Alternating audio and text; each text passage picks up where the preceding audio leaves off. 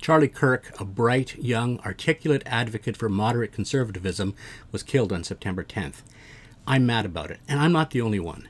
This is going to work out very bad for the extreme political left.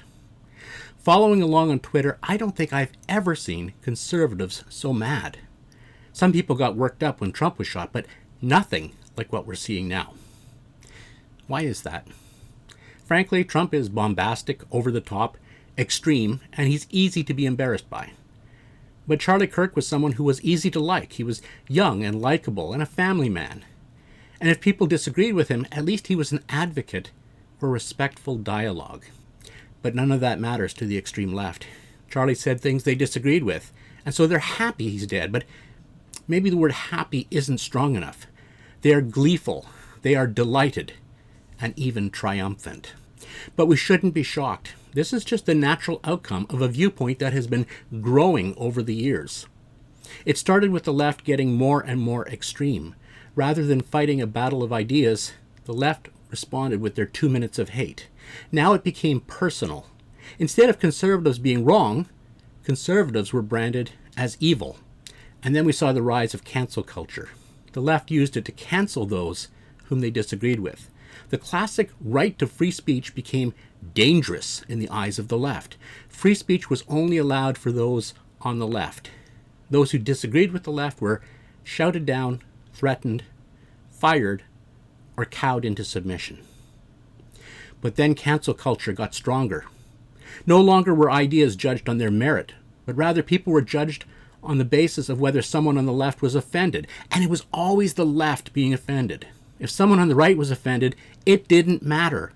But if someone on the left was offended, then they were deemed a victim of violence.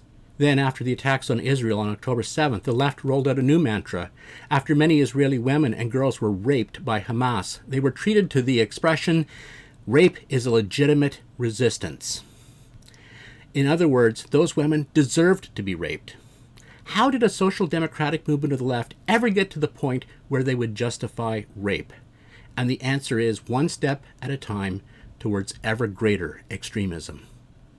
And now we come to the pinnacle of cancel culture. If you can't cow the conservatives into submission by your threats, just go ahead and kill them. Because they believe the wrong things. Because they give offense. In the eyes of the extreme left, conservatives are the new Untermensch. And that is why it is time conservatives spoke up. It's time for us to put our foot down, not by canceling the left, not by taking away their free speech, and certainly not by following them down the same path of violence. No, it's time for conservatives to speak up with clear, moderate, and respectful dialogue, the sort that Charlie Kirk sought out. Listen, please understand, if you are a moderate leftist who disagreed with Charlie, who values respectful dialogue, and who is horrified at this assassination, then I'm not criticizing you.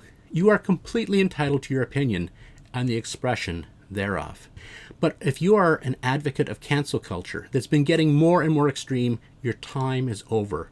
We conservatives have the best ideas, and the best ideas will win over your threats. One quick favor, please speak up and leave a comment or like, or maybe even subscribe to my channel.